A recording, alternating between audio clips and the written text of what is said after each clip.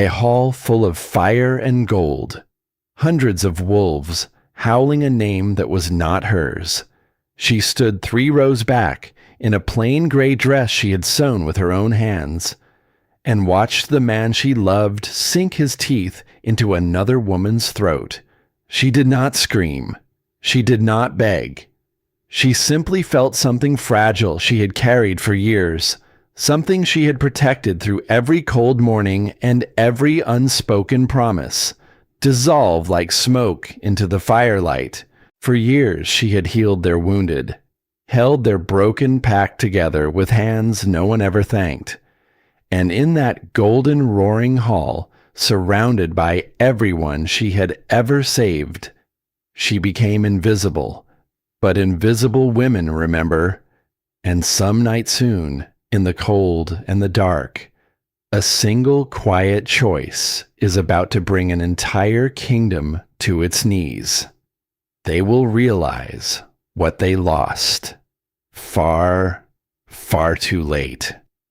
She felt it before she saw it. A pressure in the center of her chest, sudden and wrong, like a thread pulled too tight inside her ribs. Elowen had spent enough years reading bodies to know when something was about to break. She just never thought it would be her own. The great hall of Hollowmere glowed gold that night. Firelight climbed the stone walls. Banners hung from the high beams, heavy with the crest of the pack. A silver wolf caught mid-howl against a deep red moon. The air was thick with wood smoke and crushed pine and the warm animal heat of too many bodies pressed close.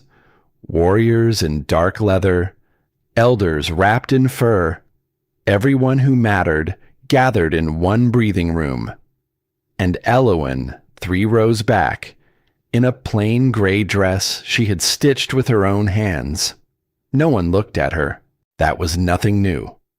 At the front of the hall stood Thorn, tall, broad, certain of every inch of himself, the man she had loved quietly for longer than she cared to count. His voice carried over the crowd like something poured from a great height, smooth and final. "Tonight," he said, "I claim what was always meant to be mine." Elowen's breath caught. Beside him stood Vesper, pale silk, pale throat, a woman who looked the way a blade looks when it catches candlelight, beautiful and sharp and made for one purpose, daughter of a strong bloodline, an alliance dressed up as a ceremony. Vesper tilted her head and offered the long line of her neck, and Thorn lowered his mouth to it. Elowen watched his teeth lengthen. She watched them sink in. She watched the mark bloom dark beneath pale skin, blood and bruise and claim all at once. Somewhere far away, the hall erupted. Wolves howled. Cups lifted high. The chant rose and shook the rafters until the dust came loose from the beams. Luna, Luna, Luna. But Elowen heard none of it. Because the thing that broke in her chest that night was not the bond itself. It was the hope. The fragile, stubborn hope she had wrapped around that bond for years, through every cold morning and every promise he never finished saying. That hope did not shatter. It simply let go. Quiet as smoke off a dying fire. The cord itself, the strange invisible thread that had tied her to him, that would take far longer to die. But the believing ended right there. And in its place came a silence so complete, it felt almost like peace. Thorn felt his own bond strain in the same moment. He told himself he did not. He felt the snap of something, clean as a bone, giving way, the instant his teeth closed on Vesper's skin. Somewhere in the back of his mind, a door he had kept half open for years swung shut for good. He told himself that was relief. He told himself that was the sound of a man finally doing the sensible thing. A Luna had to mean something to the world beyond these walls. A Luna had to be a weapon, an alliance, a name other packs would fear. That was what leadership demanded. That was what survival demanded. The healer had been good to him. He would not pretend otherwise. But goodness was not the same as power, and a man in his position could not afford to confuse the two. He did not look for her face in the crowd. He told himself that, too, was wisdom. The bodies surged around Eloan, drunk on the new bond, jostling, laughing, alive. An elder brushed past her shoulder without a glance. Roan, the beta, a man who had eaten at her table on quiet evenings, who had come to her with a fevered child not 2 seasons ago, looked straight at her, and then looked quickly away, as if meeting her eyes might make him part of something he did not want to name. A younger she-wolf caught Eloan's gaze and smiled, not cruelly, pityingly, which was somehow worse. Eloan breathed in. Wood smoke, spilled wine, the faint copper sweetness of fresh blood from the marking, threaded through the warm musk of the pack she had given everything to. She breathed out, and something inside her went very, very still. Not numb, not shattered, clear, like a lake after the storm has passed and the water settles so deep and so quiet, you can finally see all the way to the bottom. She could see everything now. Every excuse he had ever handed her. Every night he reached for her body, but never once reached for her future. Every counsel where she sat in silence while he let that silence speak for him. Years of pouring herself into this place like water into cracked ground, and the ground had simply swallowed her and never once said thank you. She turned toward the doors. She moved through the crowd like a ghost, which she understood now was exactly what she had always been here. A ghost who healed and mended and soothed and loved. A ghost with no weight, no mark, no claim. Nothing anyone would ever think to fight for. She was almost to the door when small fingers closed around her wrist. Tamsin, 16 years old, barely come into herself. An omega with a stutter the others used as an excuse to look right through her. Eloan had spent long evenings teaching that girl how to grind a poultice, how to read a wound, how to find her own voice in the slow, patient work of healing. The girl's eyes were wide and wet. "Where are you going?" she whispered. Eloan looked down at that small hand on her wrist, the only hand in this whole golden roaring hall that had reached for her. She knelt. She brought herself down to the girl's eye level and took her face gently between her palms.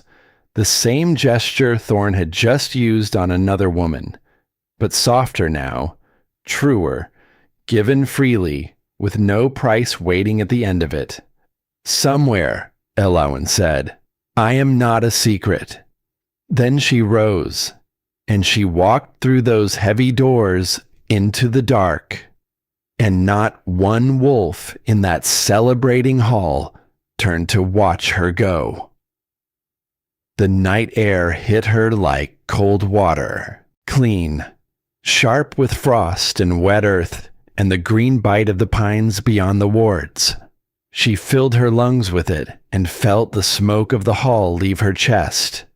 The boundary of Hollowmere was marked by a shallow stream, barely a step across. In daylight, it was nothing. A trickle, a line on the ground. But in the dark, with the wards humming faint and warm behind her, and the whole unclaimed wild stretching black and endless ahead, it felt like the edge of the world. Eloan stood at the water and let herself feel the size of it. Then she stepped across, and the weight came off her chest so suddenly that her knees nearly buckled. Years of making herself smaller.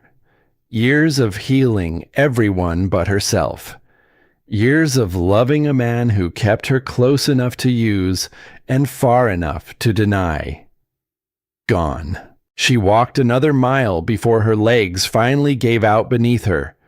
Not from the cold, from the grief she had held back behind locked knees and steady breath since the moment his teeth found another woman's throat. She sat on a fallen log at the edge of the road, and she pressed both hands flat against her belly. Because that was the other thing. The thing that made this leaving not just painful, but permanent. She was carrying his child. She had known for a handful of days now, had counted, and counted again, and pressed every scrap of her healer's knowledge against her own body until there was no room left to doubt it. She had meant to tell him on the night of the ceremony. She had pictured his face, his hands, the way the news might finally make him see her as something lasting, something worth a name.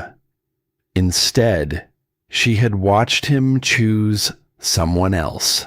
So now she would carry this child into the dark alone, and he would never know, not out of spite, not to wound him, but because a child deserved more than a father who only claimed what was easy. Eloan pressed her forehead to her knees and gave herself 10 slow breaths of grief. Not for him.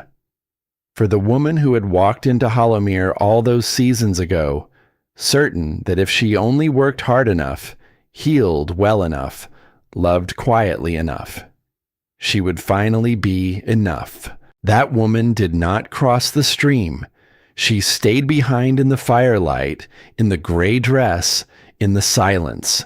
And the one who rose from that fallen log wiped her face with the back of her hand, set one palm against the new life she carried, and kept walking into the dark.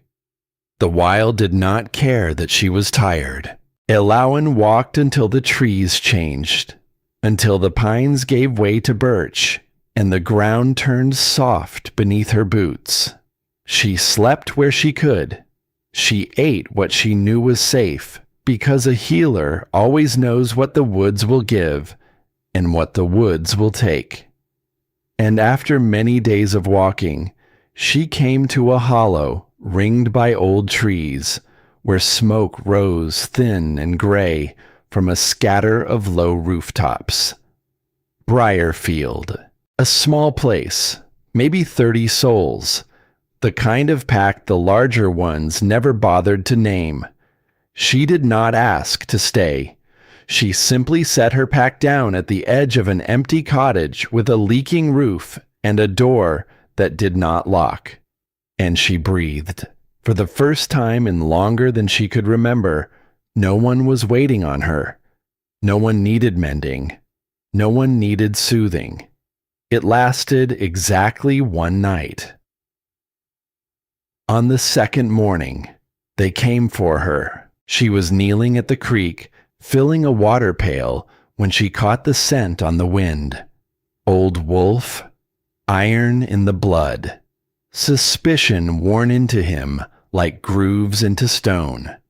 He stepped out from the birches with 2 younger wolves at his flanks. Bram.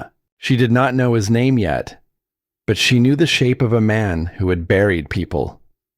Broad through the shoulders, gone gray at the temple, eyes the color of cold river stone. He moved slow, the way strong men move when they have nothing left to prove. "We do not take strays," he said. No greeting, just a wall built out of words. Eloan set the pail down. Slowly. She did not lower her eyes, and she did not raise them either. She simply looked at him, this old wolf and his small, careful pack, and she let the silence sit a moment before she spoke. "You have a sick child," she said. His jaw shifted, just barely. "In the den to the northeast. not 40 paces from where we stand. Small girl. The fever came on her 2 nights ago, and it is climbing now.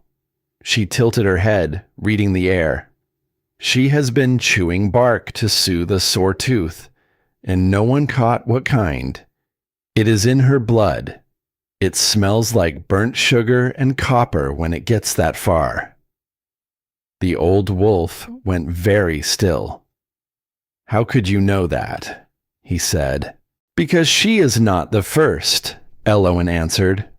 I have seen it more times than I would like, and if no one stops it, the seizures start by tomorrow night. She picked the pail back up. I can help her, or I can keep walking. But if I keep walking, you have a day, maybe less. He stared at her for a long, weighing moment. Then he stepped aside. The child was named Bryony, 4 years old, so small in the fever that she seemed to be trying to disappear into her mother's lap. Her skin burned dry to the touch, and her breath came shallow, and her little hands kept curling and uncurling against nothing. Elowen knelt and did not stop moving for 3 hours, a paste to bind the poison, ground fine between her palms until the cottage filled with the green sharp smell of crushed leaf, cool cloths at the pulse points, a tea coaxed drop by drop between cracked lips, with a patience that surprised even her.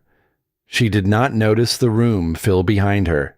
She did not notice Bram standing in the doorway with his arms folded and his stone eyes fixed on her hands.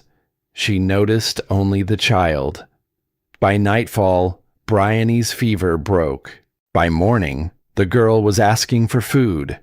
No one told Elowen she could stay, but no one told her to leave either. Back in Hollowmere, the first crack ran quiet beneath the floor. For 3 days, no one even noticed the healer was gone.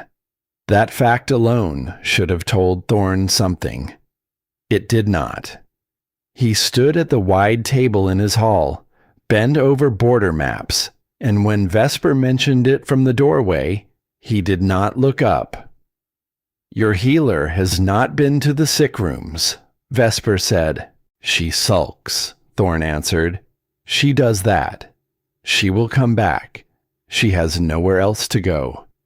He believed it the way a man believes the floor will hold his weight, without thought, without ever once setting it to the test.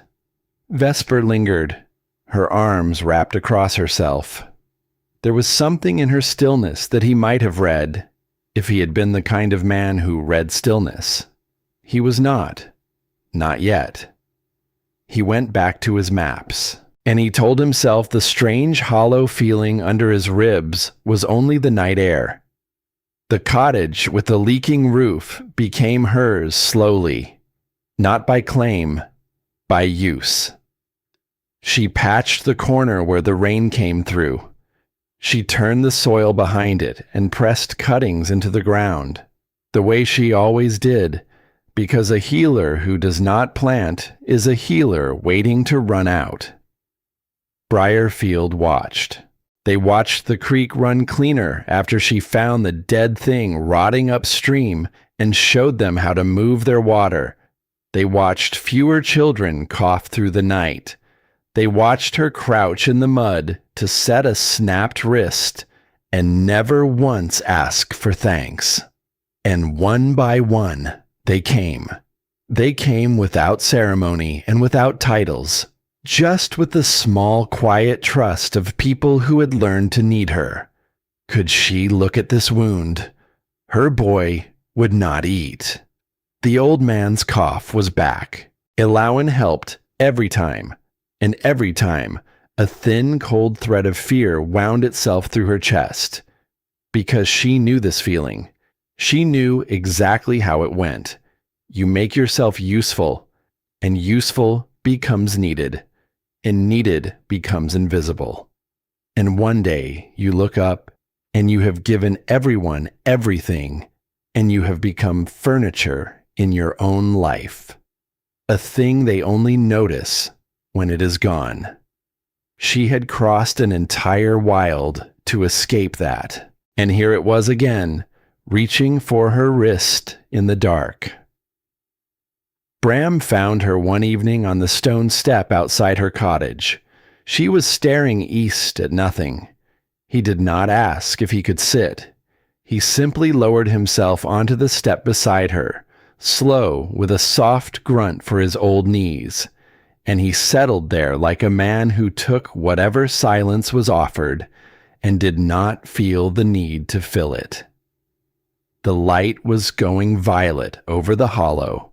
The air smelled of wood smoke and turned earth and, faintly, of him. Pine sap and leather and the clean animal warmth of a wolf at rest. He was not pressing her. He was not asking anything of her. He was simply there. For a long while, neither of them said anything. That was the thing Eowyn noticed first, that he could sit beside her and want nothing. Bram did not understand the woman. That was the truth he turned over as he sat there in the dimming light.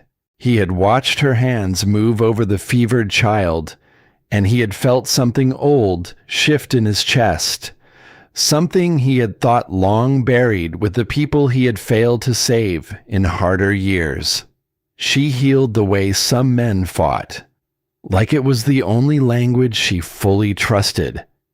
And yet she flinched at gratitude. He had seen it, the way her shoulders drew tight whenever someone thanked her too warmly, as if kindness were a debt she did not know how to carry. Someone had taught her that, he thought. Someone had taught her that her worth was only ever the work of her hands, that the moment the work stopped, so did the looking. He did not know who. He found, to his own surprise, that he wanted to, but he said none of that. A man did not hand a wounded animal his whole heart at once. He sat. He let the quiet do the work.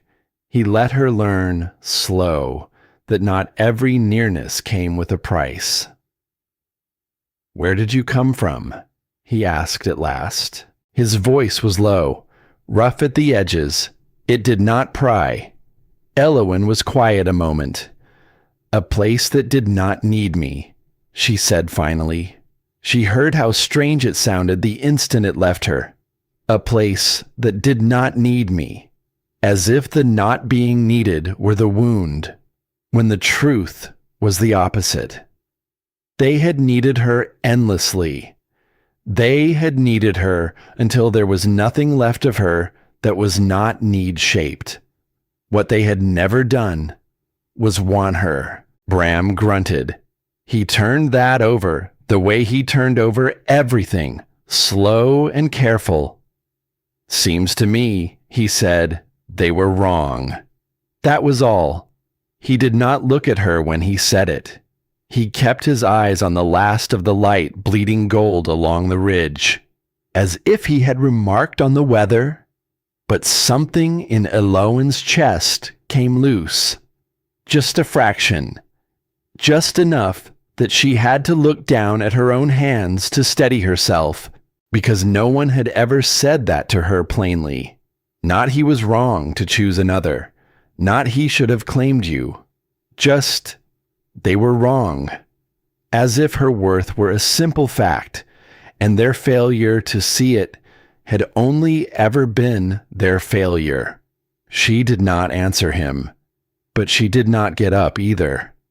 And they sat there together as the dark came down, close enough that she could feel the warmth coming off his arm, and far enough that nothing was being asked.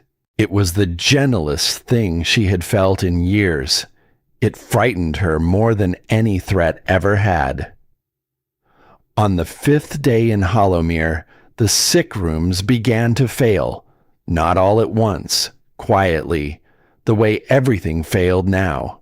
There were wounds that should have closed and did not. There was a poultice the young healer tried to copy, a girl named Linnet, barely come into her training, who did not know the right measure because the right measure had never been written down. It had lived in Elowen's hands, in the way she would lean close and breathe in a wound and simply know. Linnet did not know. She mixed it wrong, or used the wrong leaf, or both, and the wound she packed went sour beneath the bandage. Roan found her crying in the supply room. Jars spread around her on the floor like the pieces of a thing no one knew how to put back together. "She never wrote it down," Linnet whispered. "She just knew. She would smell it, and she would know." Roan crouched beside her.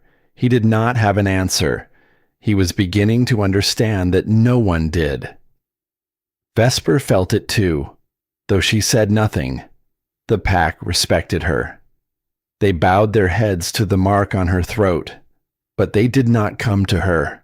Not with their fevers, not with their fears, not with the small, ordinary aches of being alive. They had brought all of that to the woman who left, and the silence in the sick rooms, the held breath of a place missing the one who held it together, bothered Vesper more than she could explain. She had felt the healer's eyes on her the night of the marking. She had watched her leave. She had said nothing, that nothing was beginning to weigh. In Briarfield, the nights grew softer. Bram came to the step more often. He never announced it.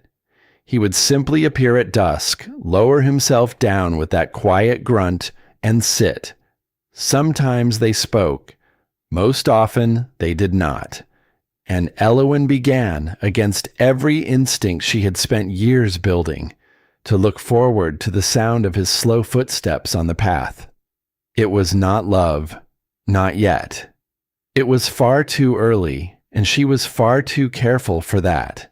But it was the first time in longer than she could name that someone's nearness did not cost her anything, that she could simply sit and breathe and be a person beside another person, not a healer, not a fixer, not a quiet woman who held a whole pack together with hands no one ever thanked, just Elowen. And late one night, after he had gone, she pressed her palm flat against the small new curve of her belly and realized she had gone a whole evening without bracing for the moment someone would need her. She had simply been wanted there. It was such a small thing. It undid her completely. The seasons turned slow in Briarfield. The cold loosened its grip. The frost pulled back from the creek.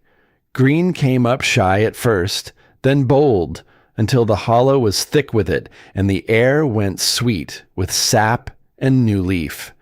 And Elowen changed with it. Not all at once. Healing never goes all at once. It goes the way a bone resets without a splint, crooked and slow and stubborn, knitting itself back in its own time. But she changed. She laughed once at something a child said, and the sound startled her so badly she pressed her hand to her own mouth. She had forgotten the shape of her own laugh. She had not heard it in years. In Hollowmere, laughter had cost her something. It always did. Joy made you visible, and visible made you a target. And so she had learned to keep her happiness small and quiet and tucked away where no one could use it against her. Here, no one wanted to use it. Here, a child laughed and the whole hollow laughed back.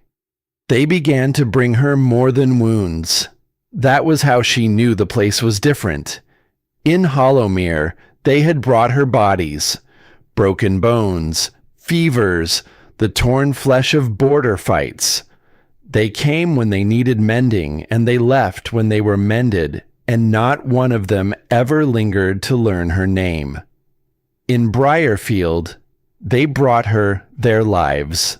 A young mother sat on her step and wept about a marriage gone cold. And Elowin made tea and listened and offered nothing but her presence, and the woman left lighter. An old man came to talk about the wife he had buried, not because anything ailed him, but because Elowin was the kind of person you could say a dead woman's name to without flinching. They brought her their grief, their small joys, their questions about what herb might help them sleep. They brought her themselves, and she understood, slowly, that this was the thing she had never once been given, to be trusted not for her hands, but for her. Orla came on a soft gray afternoon, with rain threatening and a basket on her arm.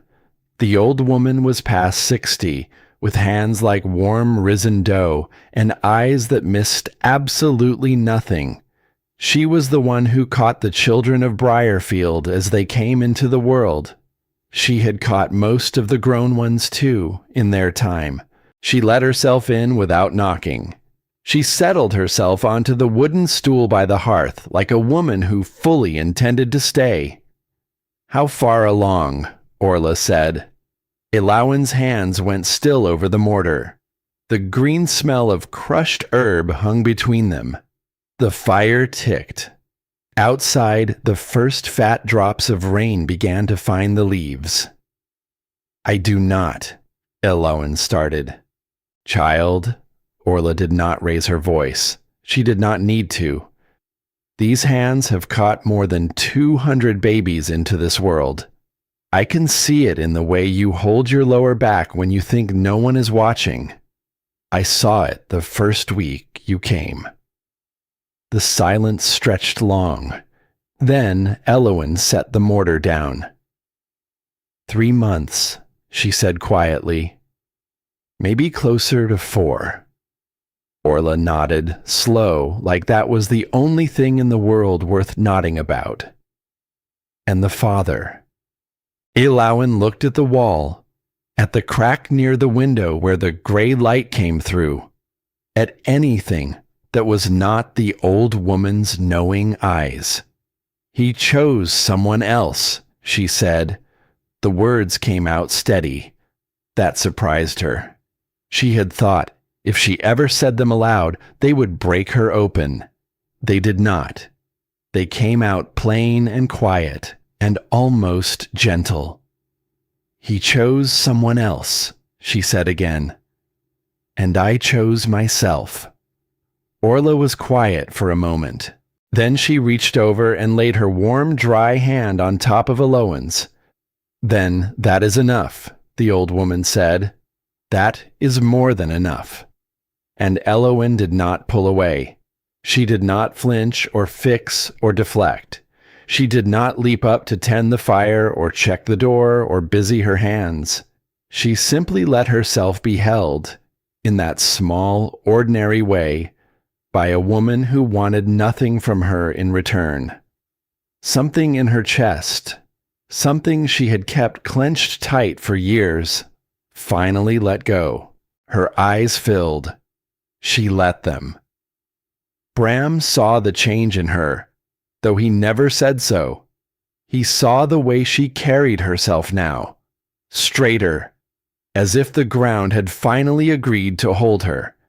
He noticed she had begun to rest one hand on the curve of her belly when she thought no one was looking, and the gesture made something tighten in his throat that he did not have a name for.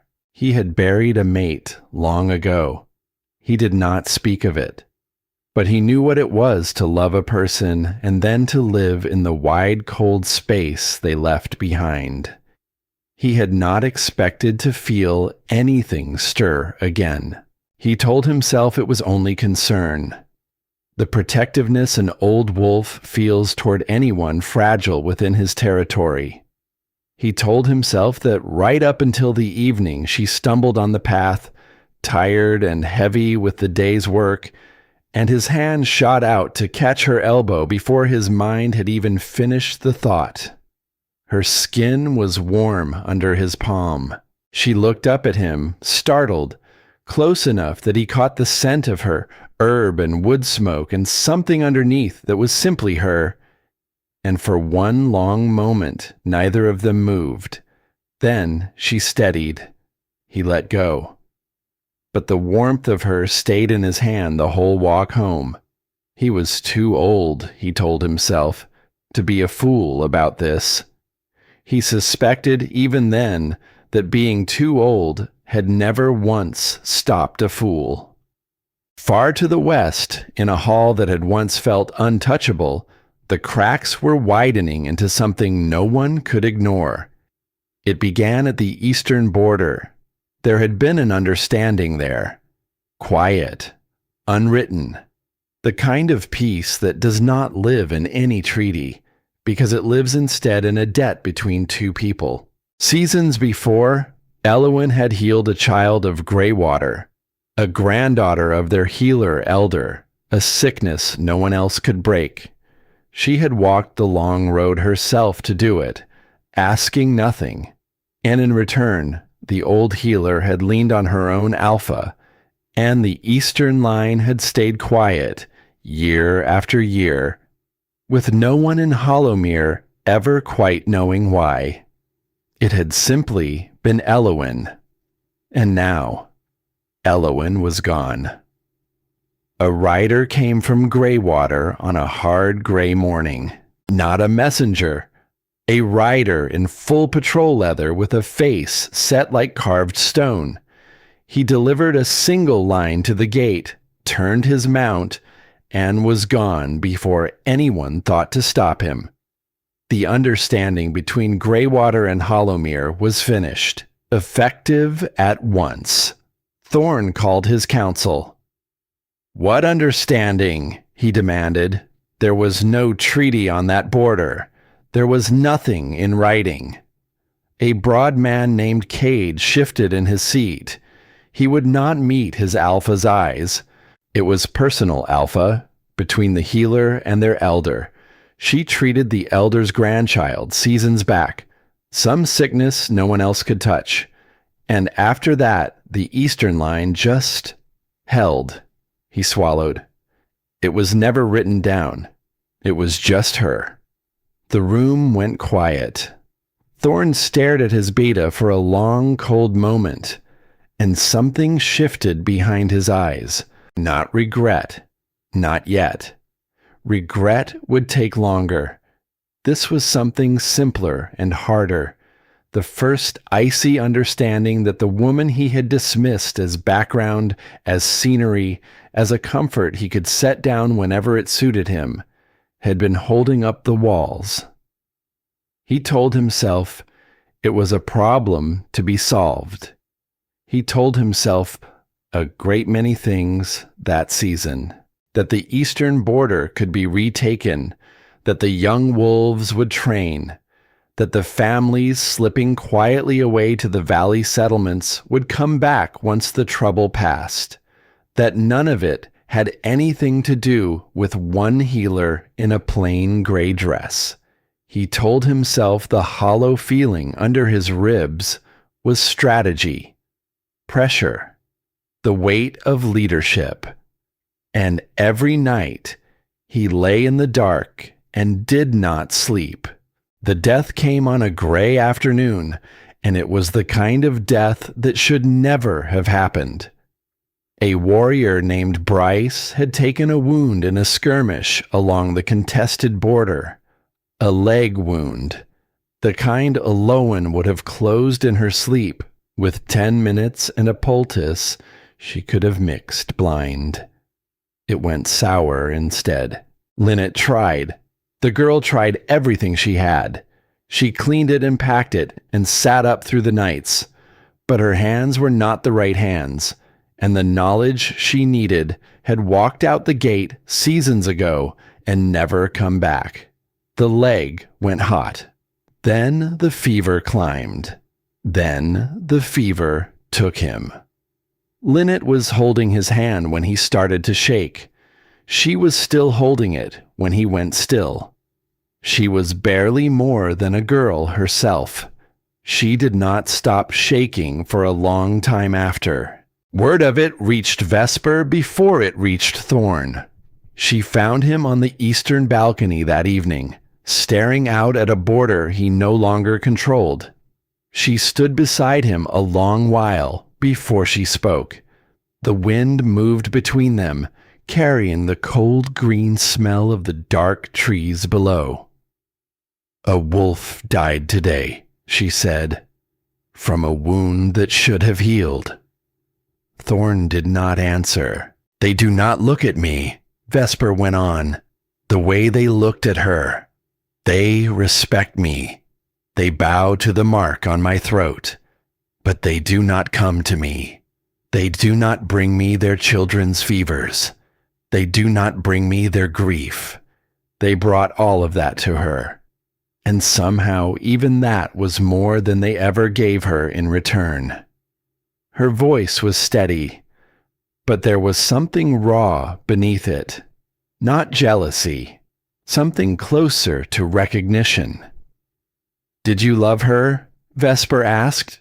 The question landed between them like a blade dropped on stone. Thorn opened his mouth, closed it. His hands tightened on the railing until the knuckles went pale. "She was Pack," he said finally. "She was." "That is not what I asked." He could not answer, and Vesper nodded slowly, as if she had already known. "You chose me because I made sense," she said, "because of what my bloodline brought you, because I looked right beside you." She stepped back from the railing. "You did not choose me because you wanted me, and you did not let her go because you stopped wanting her. You let her go because wanting her frightened you." And she left him there, alone, with the cold weight of everything he refused to name. By morning, he had made his decision. He called for trackers, 2 of his best.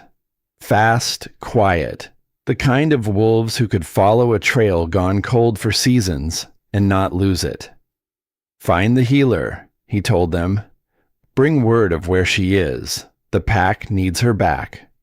Roan was leaning in the doorway, arms folded. He waited until the trackers were gone before he spoke. "The pack needs her back," he repeated. "That is what you are going with." Thorn did not look at him. "It is the truth. She was not a thing you misplaced, Thorn." The beta's voice was low and even. "She was your mate, and you marked another woman in front of her, in front of the whole hall. You do not get to send hunters after her like she is a strayed hound. I am not. You are. You are doing exactly that." Roan pushed off the door frame. "And when they find her, if they find her, what then? You drag her back to the place that broke her. For what? So you can stop feeling whatever it is you feel in the dark at night." Thorn turned on him, fury rising fast and hot. But Roan did not flinch. He never had. And after a long moment, it was Thorn who looked away. "I just need to know she is safe," he said. His voice cracked on the last word, and that, more than anything, was the thing that frightened him. Far to the east, Elawan woke before dawn with a pressure in her chest she could not explain. Not pain, not the bond. The bond had gone quiet seasons ago, faded to a scar she rarely noticed anymore. This was something else, a warning, the old animal sense of a thing turning toward her in the dark. She told Bram about it that evening, as they walked the edge of the gardens, with the last light going copper through the trees. "I am afraid," she said. He waited. He was good at waiting. "Not of danger." She stopped, one hand on the curve of her belly. "I am afraid that if he finds me, I will go back." Bram went still beside her. "Not because I love him," she said. "That is gone. I felt it go." I am afraid I will go back because I will feel guilty. For whatever happened after I left, I will tell myself it was my fault, that I should have stayed and endured it, so the others would not suffer for me leaving. The words came out fast, like something held under pressure too long. That is what they taught me, she said, that my suffering was the price of everyone else's peace. And I am afraid that if he stands in front of me and asks, that lesson will still be in me, deep, where I cannot reach it. Bram was quiet for a long moment. Then he turned to face her fully. You owe them nothing, he said. His voice was rough but certain. Whatever fell apart back there fell apart because it was built on your silence, on your sacrifice. That is not a foundation, Eowyn. That is a debt, and no one should have to keep paying a debt they never agreed to. She looked up at him. The light caught the gray at his temple, the deep lines worn into a face that had survived more than it ever spoke of. He was not a beautiful man. He was something better. He was a true one. Knowing that, she said softly, and feeling it. Those are two different animals.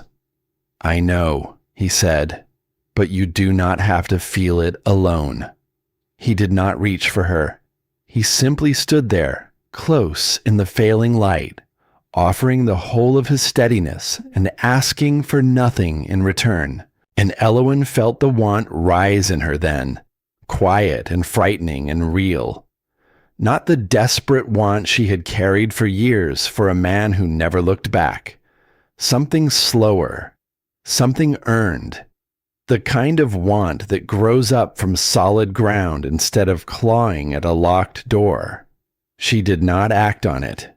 It was too soon, and she was too careful, and there was too much still coming for her out of the West. But she let herself feel it. And that, for a woman who had spent years making herself small enough to be overlooked, was its own kind of beginning. The trackers came east like weather. Eowyn did not see them, but she felt them the way a person feels a storm still 2 valleys off. A change in the pressure of the air. A wrongness threaded quiet through the wind. There and gone. Like a scent you catch and lose and cannot name. Briarfield felt it too. The hollow grew watchful. The wolves who patrolled the ridge began to walk a little slower, a little longer. Their eyes turned west more often than they used to be. Bram doubled the watch and said nothing about why. And Eowyn did not ask, because the two of them already knew. Someone was coming, and the closer it came, the more the old lesson stirred in her, down deep, in the place she could not reach. The bad night came when the moon was thin. She could not sleep. She lay in the dark of the little cottage with one hand resting on the swell of her belly, and she listened to the rain begin soft against the patched roof, and she felt the fear come up in her slow and cold, the way water rises in a well when you cannot see the bottom. What if he found her? Not what if he hurt her. She was past that fear. He had never once raised a hand to her. His cruelty had always been a quieter thing, made of turned backs, made of sentences he never finished, made of a name he could not bring himself to say out loud in a full and golden hall. The fear was worse than any blow. The fear was that he would stand in front of her and ask, and that some small, ruined, obedient part of her, the part they had built season by season out of her own silence, would open its mouth and say yes. Because look what had happened when she left. A man was dead now. A border was lost. A whole pack was coming apart at the seams like a coat with a thread pulled loose. And was that not her doing? Had she not made that happen simply by walking away, by choosing herself for once, for the first time in her whole life? The thought wrapped around her in the dark and squeezed. She had survived years on exactly this poison. The belief that her own suffering was the toll that kept everyone else safe. That if she only bore enough, gave enough, shrank enough, made herself small and quiet and endlessly available enough, then the people around her would get to be whole.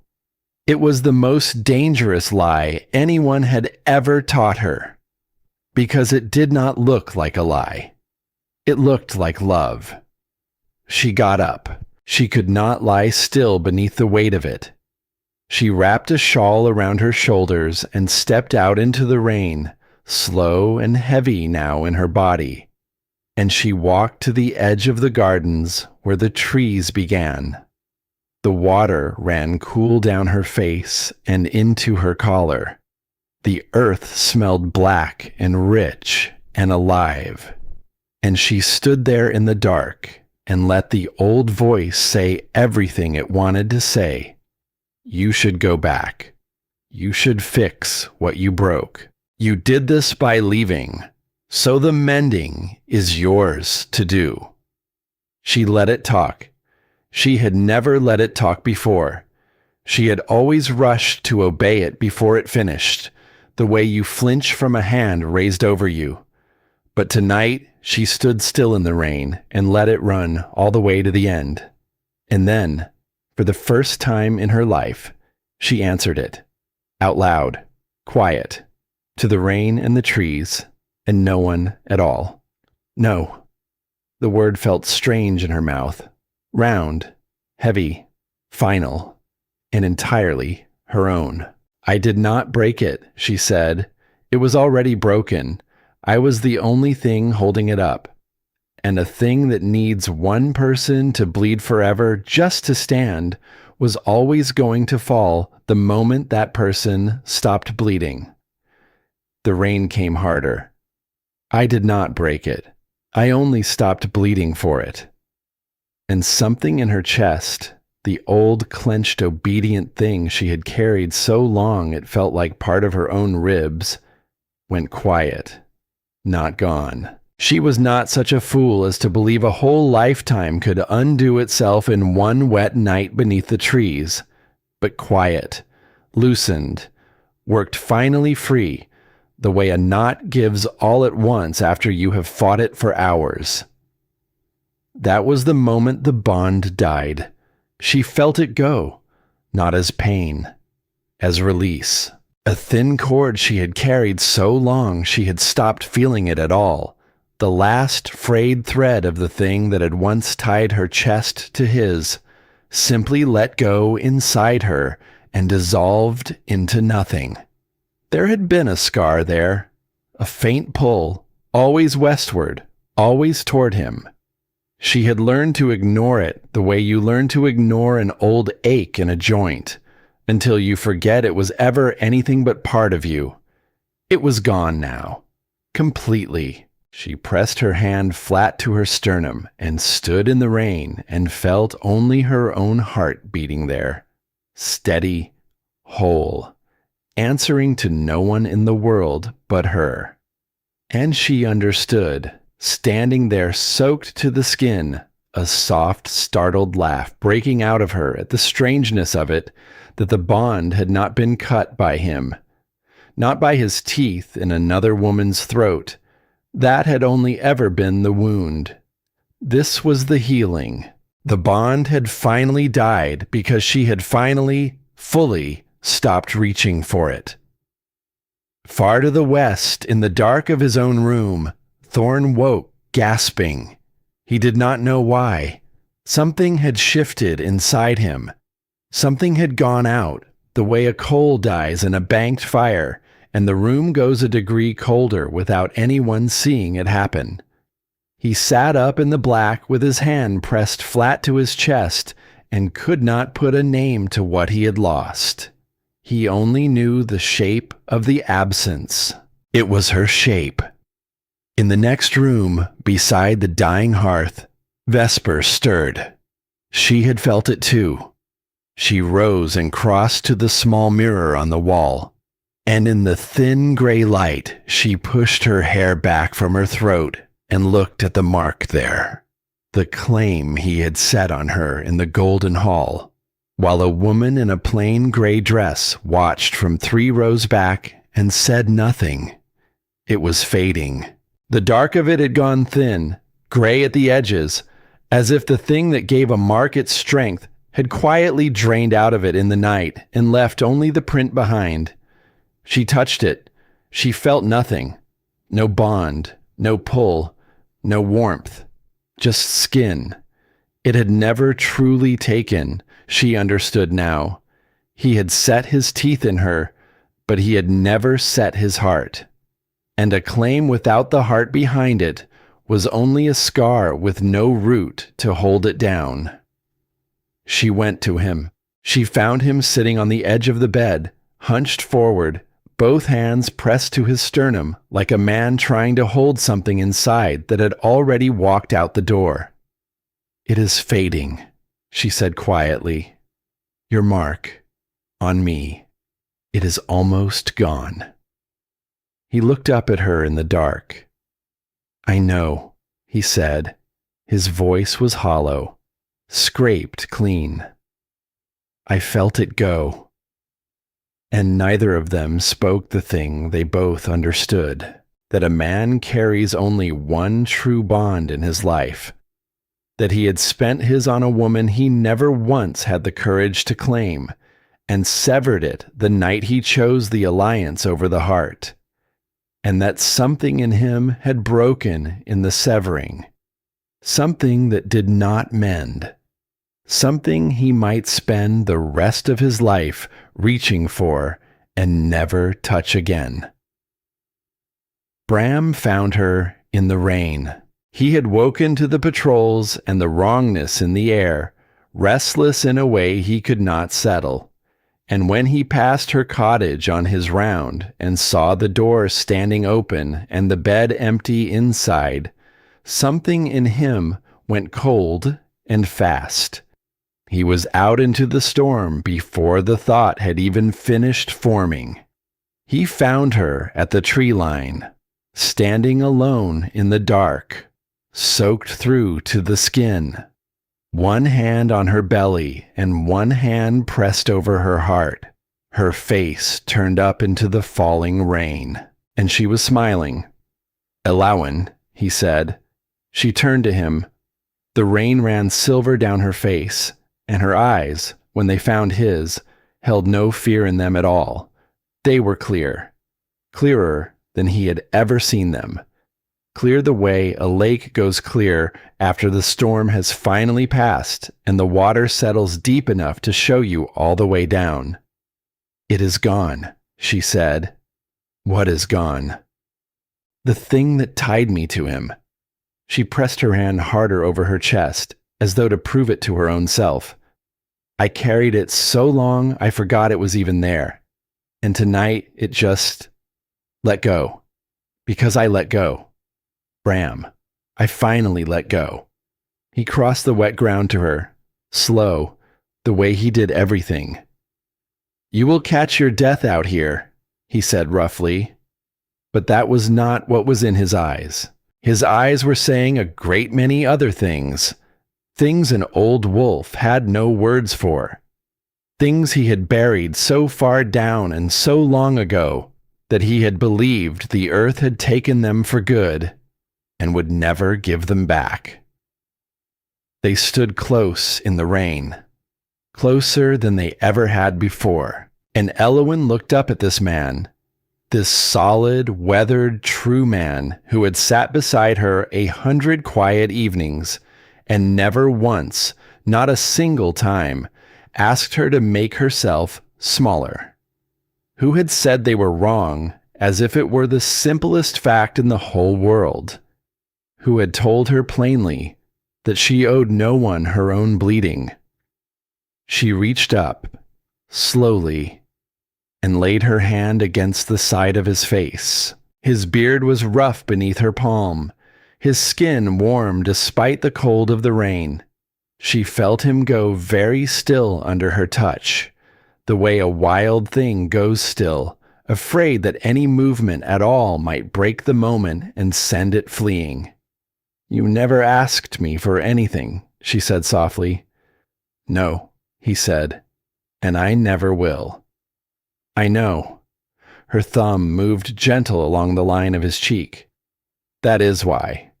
And she rose up onto her toes, heavy and careful and entirely certain, and she kissed him. It was not a desperate kiss. It was not the kiss of a woman flinging herself at the first safe harbor she could find. She had crossed a whole wild and a whole turning of seasons and a whole self to arrive at this moment.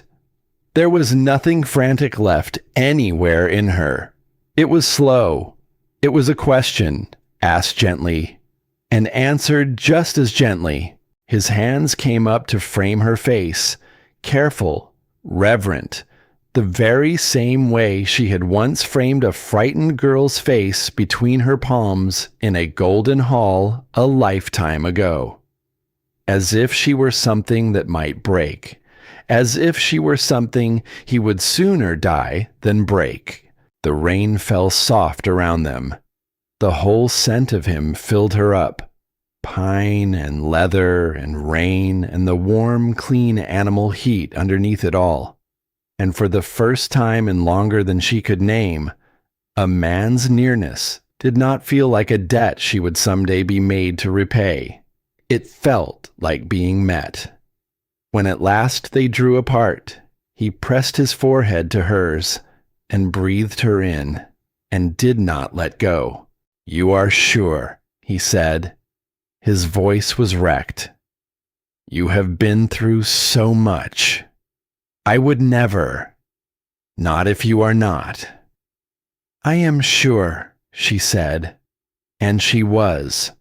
Not because she needed him. That was the thing she understood now, with the rain on her face and his warm hands cradling her jaw. She did not need him. She had learned that the hard way, out in the cold, alone. She could stand on her own 2 feet, on her own ground, and survive whatever the world chose to send at her. She had already proven it, to the pack, to the world, to herself. She wanted him, freely, with her eyes wide open, with nothing left in her chest tying her to anyone but the choice she was making in this single living moment. And that, a want with no chain on it, that was a thing she had never once in her whole life been allowed to feel. He took her inside, out of the rain.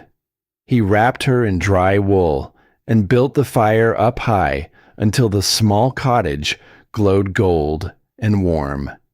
And he did not rush her, and she did not rush herself. There was time. That was the quiet luxury of it, the unhurried wonder of it. No one was watching them. No one was waiting on her hands. There was no ceremony, no alliance to serve, no full hall holding its breath. There was only this: 2 people who had each survived their own long winters, discovering in the firelight that something in them was still alive enough, still soft enough, to reach for warmth. His touch was slow and certain and so full of tenderness that it undid her by degrees. He learned her the way he learned everything in this world, patiently, without taking. When his hand found the curve of her belly, he held it there with a kind of reverence that made her throat go tight, as if the life she carried were not a burden to be managed, but a gift to be honored, as if it made her more to him, never once less. In the old hall, she had been a body a man reached for in the dark and refused to claim in the light. Here, in the firelight, she was claimed in full, seen in full, wanted in full, held like something rare. And when she lay at last against the warm length of him, his heartbeat steady and slow beneath her ear, and the rain gone soft on the roof above them, she felt the very last of the old fear let go of her bones and drift away into the dark. She was not invisible here. She had never been invisible here.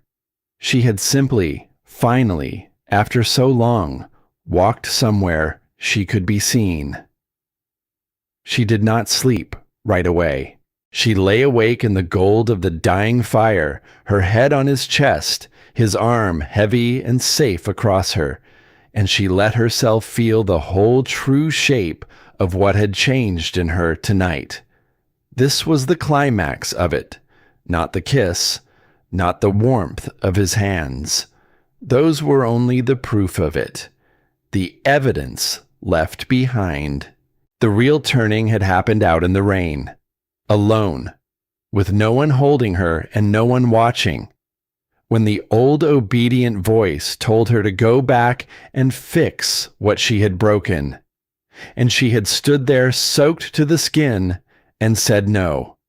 That was the moment she stopped being a woman who endured so that others could be whole, and became a woman whole enough, at last, to refuse. Everything after that was only her body catching up to a choice her spirit had already made. Bram believed she was sleeping. He lay in the firelight with this remarkable woman resting against his chest and felt something stir back into slow, warm life inside him, something he had long believed was dead and buried for good. He had not gone looking for this. He was an old wolf in a small pack at the quiet edge of the world. He had made his peace with the wide, cold space that a lost love leaves behind. He had not asked the world for anything more, and he understood, lying there, that the world had not handed him anything. She had walked here, across a whole wild. She had healed his people and earned their trust and rebuilt herself from the bones up alone. And only then, standing whole on her own 2 feet in the falling rain, had she ever reached for him. She had not needed saving. That was the thing he knew he would never forget. The thing that made his chest ache with how badly he wanted to be worthy of it. She had not come to him broken, begging to be put back together by another man's hands. She had come to him whole, and chosen him anyway. There was no greater thing, he thought, that one soul could ever offer another. He pressed a kiss to the crown of her head. "They were wrong about you," he murmured low into her damp hair, certain she was asleep. "Every last one of them.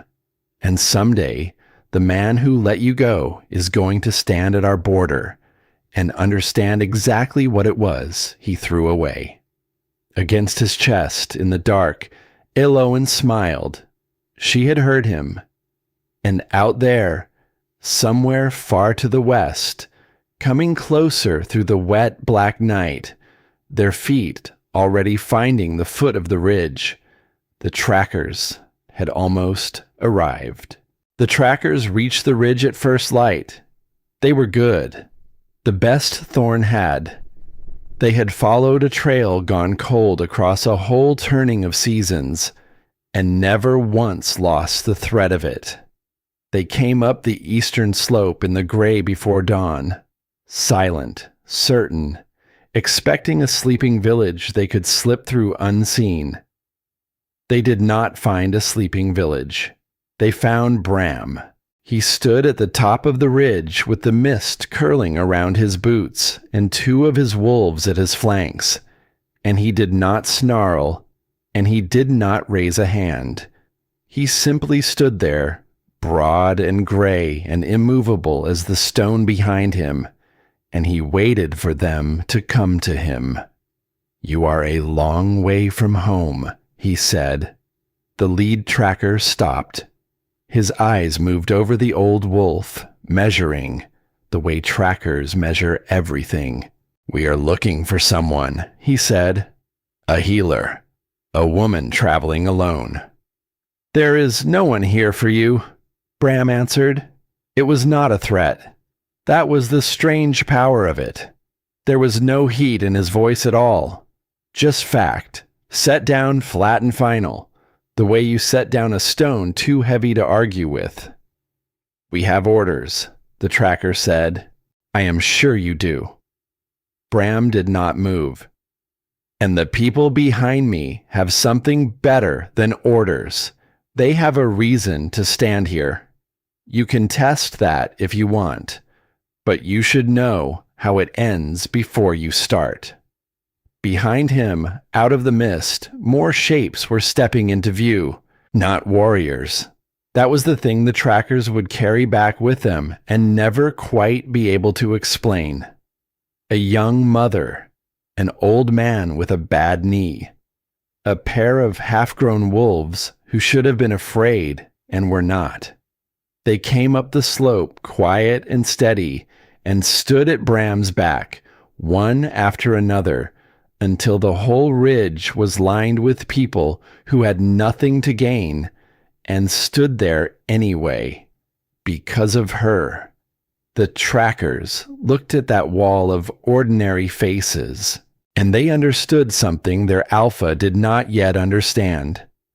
This was not a woman they could simply collect and carry home. They turned around. Tamsin came 2 days later.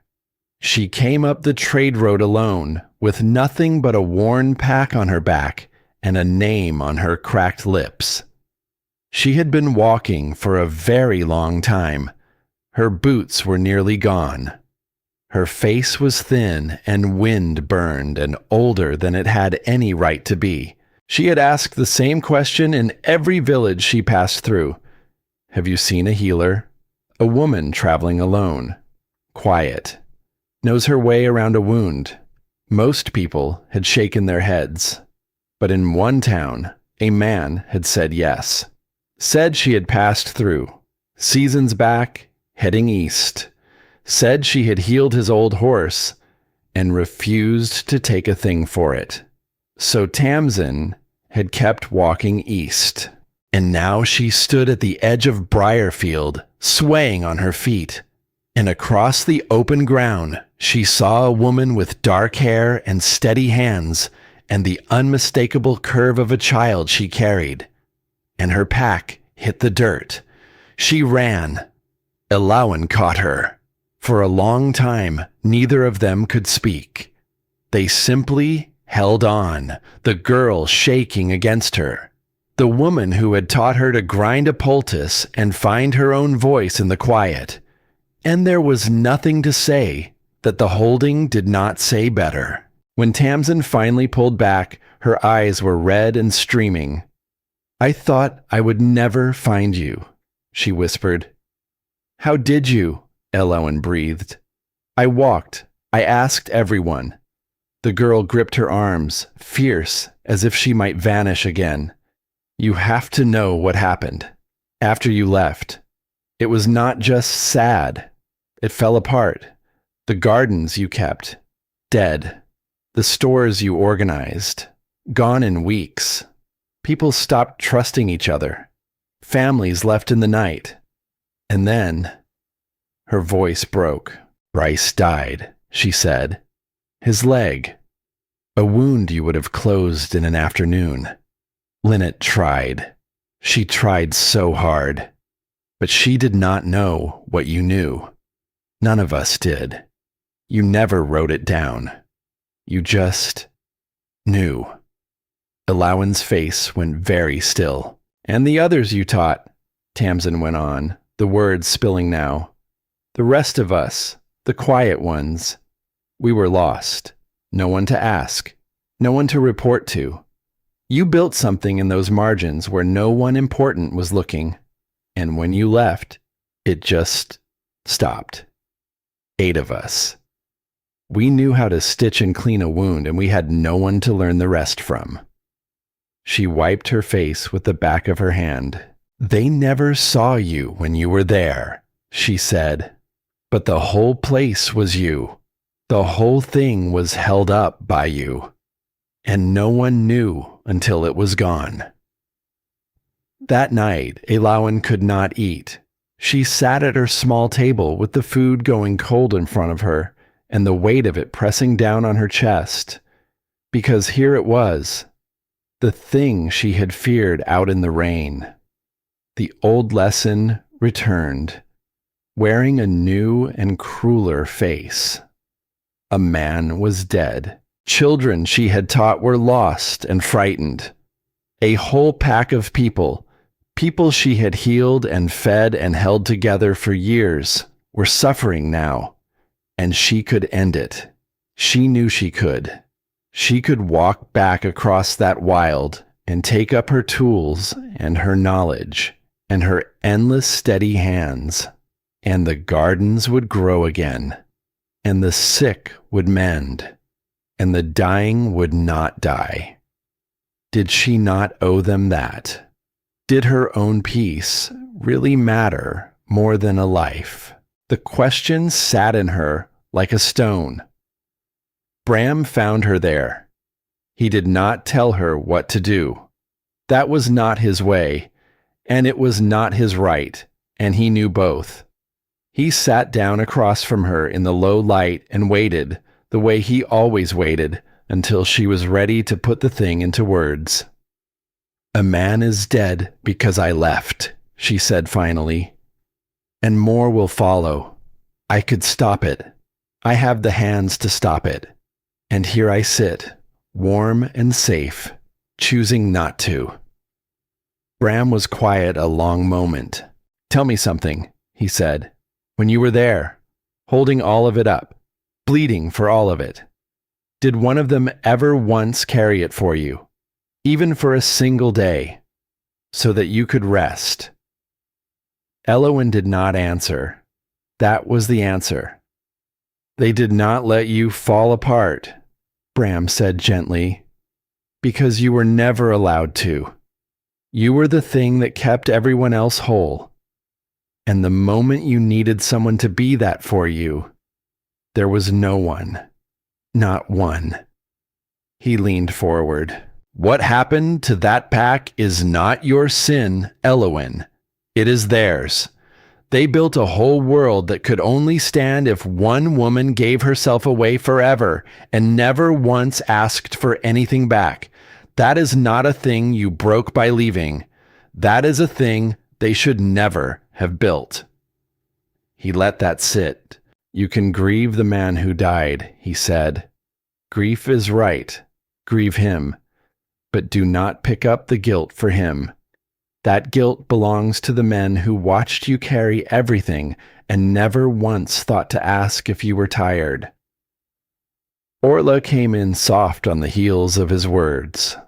The old midwife had heard enough from the doorway. She crossed to Elawan and took her face in those warm, worn hands and looked at her long and steady. "Listen to me, child," she said. "A healer is not the same as a sacrifice.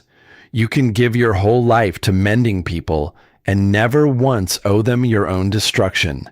Those are different things. The world taught you they were the same.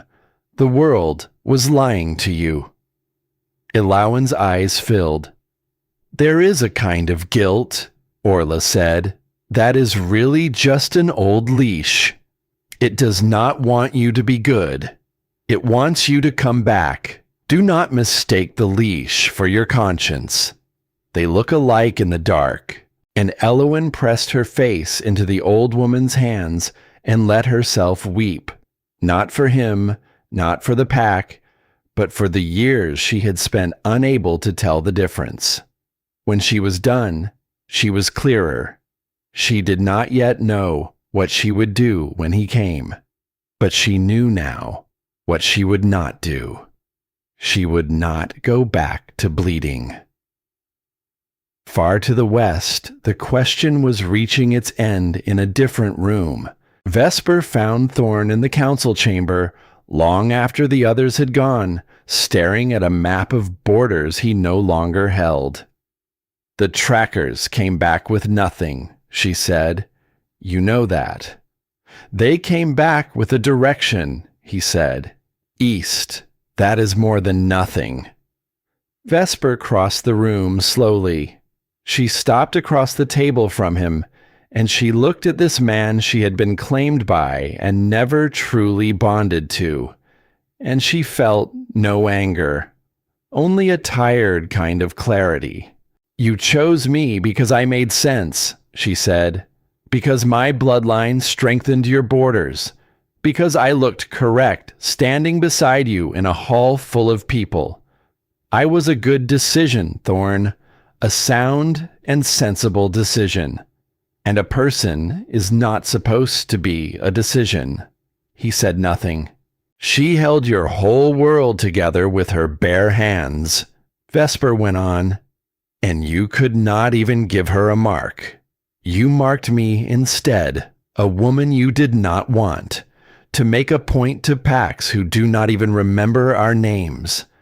And now your borders are falling, and your people are leaving, and the bond between us is already gone, because there was never any heart in it to begin with."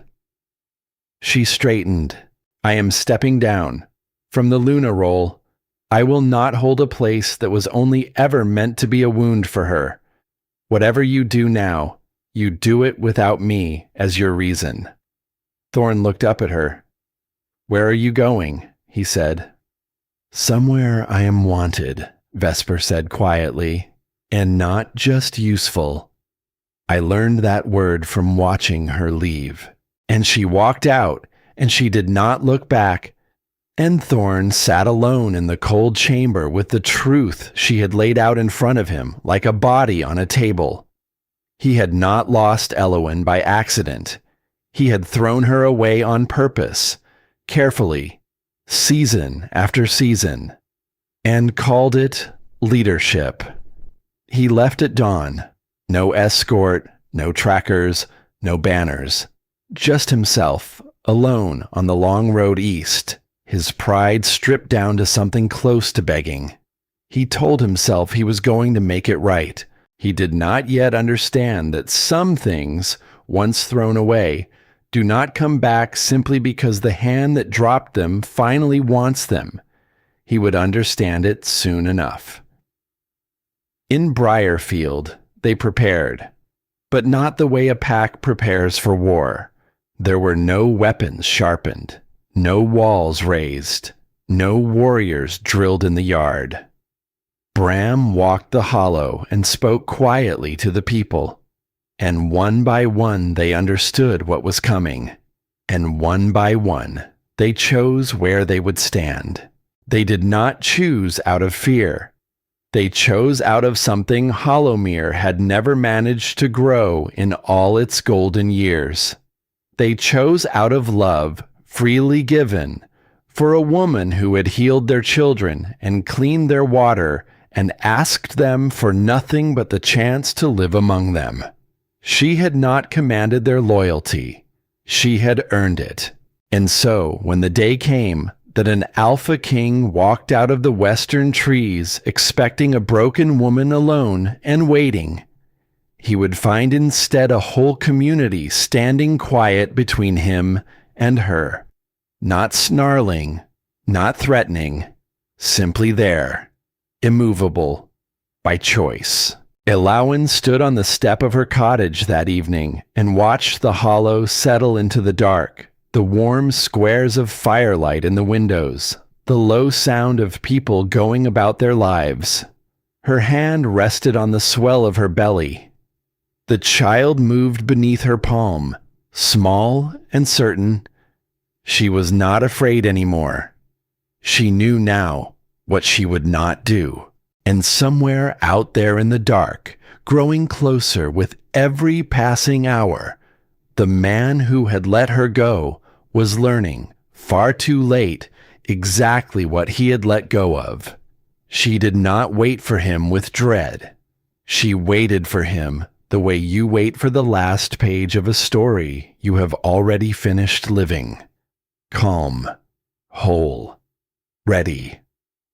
Thorn crossed into the eastern lands expecting to find a ruin. He had pictured it the whole long road. A woman thin and wandering, alone, worn down by the cold and the hunger and the cruelty of a world that did not forgive a lone wolf with no pack at her back. He had pictured her looking up at him with relief, with need, with the old familiar hope that he had finally come to save her. That picture had kept him walking through the wet, dark nights.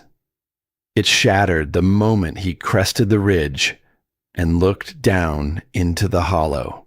Because Briarfield was not a ruin, it was alive. Smoke rose thick and steady from the rooftops.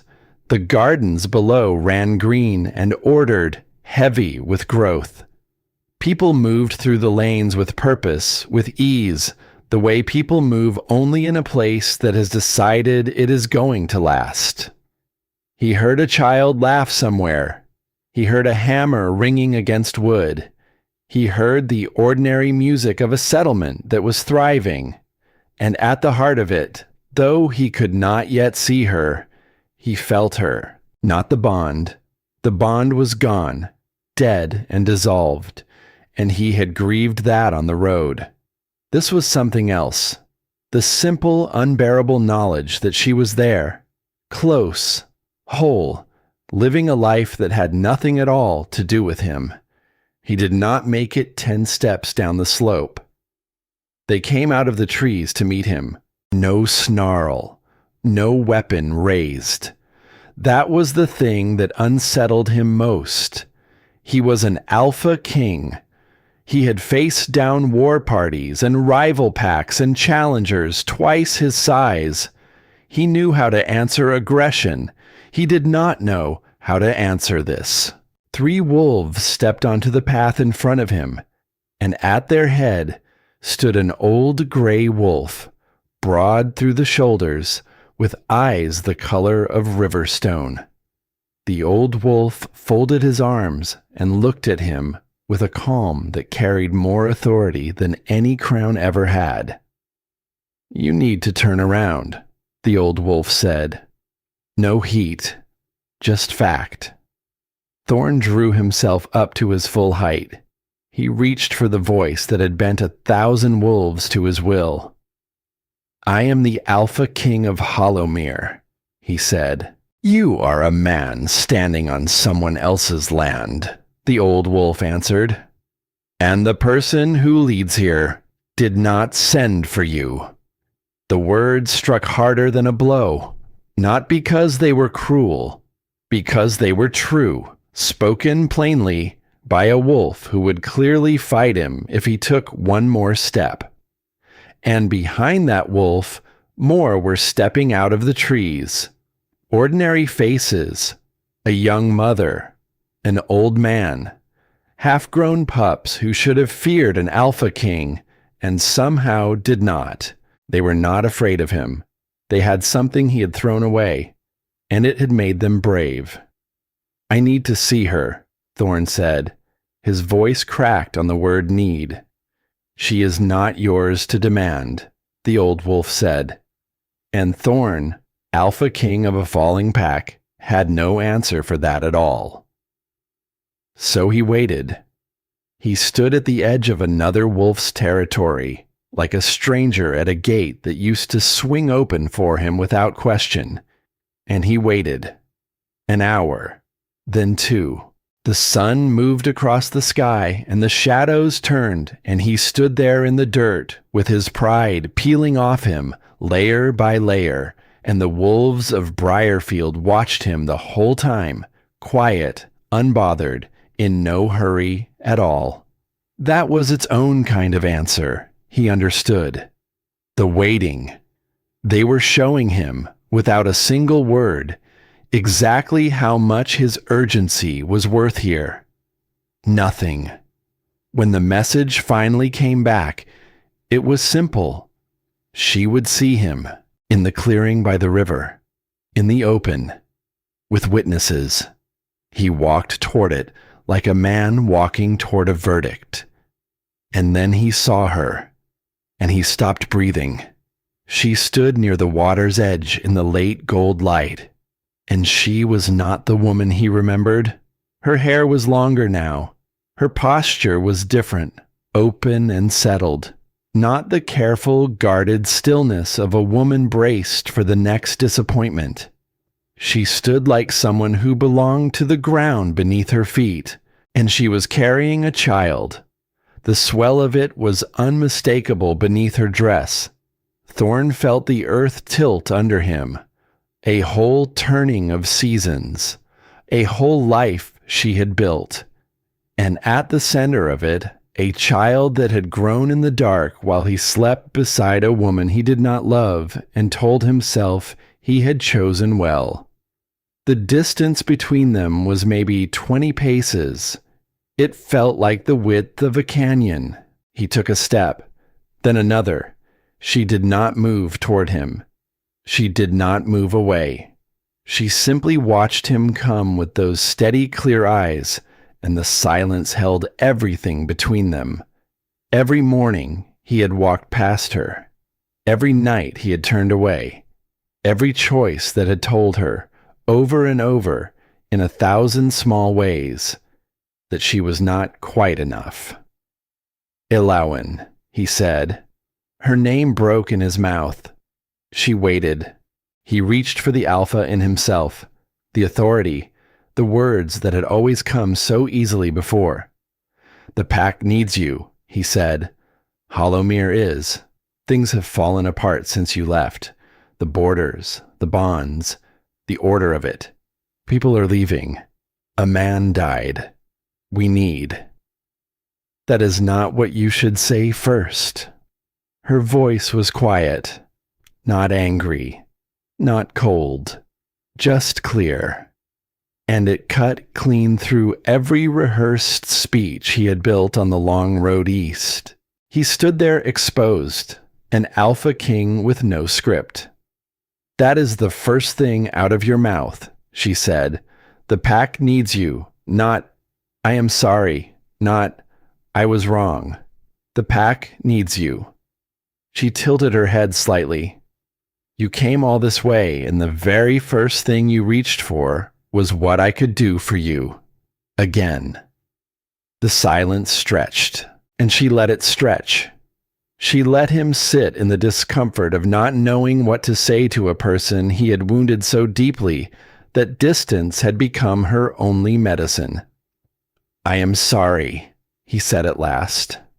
The words came out rough, torn from somewhere far below his pride. Ilawen tilted her head. For losing me, she asked.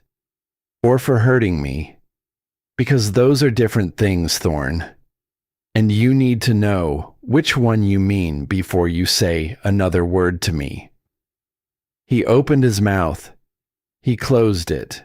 She stepped closer, not toward him, toward the space between them, claiming it.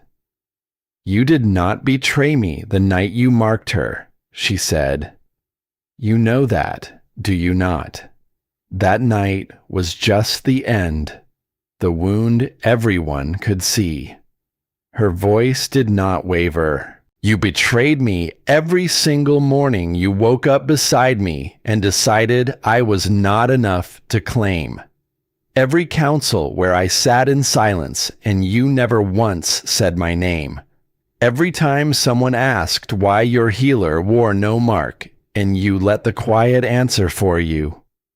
Every night you reached for my body in the dark and would not reach for my future in the light. She was not shouting. She was not weeping. That was the thing that broke him. The calm of it. The terrible, earned calm of a woman who had already grieved every word of this and walked out the other side of it, whole. For years I held your whole world together, she said, and you treated me like something temporary, like a tool you could set down whenever you found something shinier. And the worst part, the part I am still learning to forgive myself for, is that I let you. Because I kept believing that one day you would finally see me. If I just gave a little more, bled a little more, vanished a little more.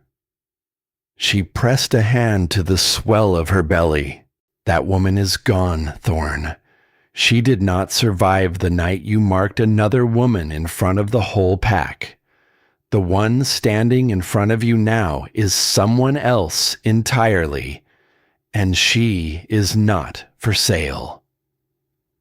Thorn's knees did not buckle, but something behind his eyes did. The composure he had carried across territories, through sleepless nights, through the slow collapse of everything he had built, it crumbled all at once. And what was underneath it was not the grief of a man who had lost a useful possession. It was the genuine reckoning of a man who finally understood that he had not been unlucky. He had been cruel, not in great violent strokes, in 1,000 small daily ones, in every turned back and unfinished sentence and unsaid name. He had taken a woman who loved him with her whole steady heart, and he had spent her, season by season, like coin he assumed would never run out. And she had run out. And she had been right to. "Tell me what to do," he said. His voice was wrecked. "I will name you Luna, publicly, in front of everyone. I will dissolve what is left of the bond with Vesper. She has already stepped down. I will give you anything you ask for, any title, any place. Just come back. Let me make it right." Elowin looked at him for a long time. The river moved beside them. The light went amber and low. Somewhere behind her, the people of Briarfield stood quiet in a loose ring, witnesses to all of it, neither crowding nor leaving. And then she shook her head. "No," she said. The word was gentle and final. "You do not understand," she said softly. "You are offering me the thing I begged you for years. The mark, the title, the place at your side. And you think because you are finally offering it, that settles the debt, that I should be grateful, that the door should swing back open." She took a slow breath. "But I do not want to be chosen because you finally realized what you lost. I spent years waiting to be chosen by you, Thorn. Years. And it nearly cost me my whole self. I am not going to hand that self back over now, just because the loss of me became inconvenient." She gestured, slow, at the hollow around her, at the green gardens and the warm windows, and the people who had walked out of the trees for her. "I want to be somewhere I was never invisible in the first place," she said. "Not somewhere I have to earn visibility by bleeding for it. I have that now. I built it. And I am not setting it down to go heal a place that only noticed me once I was gone." He looked at her belly. The question was plain in his eyes. He did not have to ask it. "You can be a father," she said, "if you show up, if you are present, if you come as a man and not as a king, and you love this child without trying to own her. That door I will leave open, for her sake, not for yours." Her eyes held his, steady. "But I will not be your mate again. That door is closed, Thorn, and it stays closed, not because I hate you." She let the silence hold one breath. "Because I finally love myself enough to leave it closed." He nodded, slowly, like a man accepting a sentence he had known, somewhere deep, that he deserved. For a long moment he could not speak. He stood there in the amber light with the river running and the whole weight of his own choices settling onto him at last, fully, with nowhere left to set it down. Then he said one more thing. "There is something you should know," he said, "about the bond, mine. The mark on Vesper is fading because it never took. But it is more than that." He pressed a hand to his own chest, the way she had once pressed hers in the rain. "The healers say that when my bond with you broke, the way it broke, something in me broke with it. I cannot hold a bond anymore. Not with her. Not with anyone. Whatever a man is supposed to have inside him that lets him bind his life to another, I burned it. The night I chose wrong." He was not asking for pity. She could see that. He was simply telling her the truth, plainly, perhaps for the first time in their whole long history. Laying it down between them, not as a plea, but as a fact she had a right to know. "You will love 100 things in your life," he said quietly. "This child, that old gray wolf who stood on the ridge and would not move, the whole life you built here. And I will love nothing the way a person is meant to, ever again. That is the cost of what I did. I am not telling you so you will pity me. I am telling you because you, of all people, earned the truth from me. And I never once gave it to you while it mattered. And maybe, for the very first time in everything that had ever passed between them, that was enough. Not enough to open the door, just enough to let it close cleanly." He turned to go. No escort, no farewell. Just the sound of his own footsteps growing quieter against the earth. A king walking back alone the way he had come, smaller now than when he arrived. Eloin stood at the water's edge and watched him reach the tree line. She waited for it. The pull.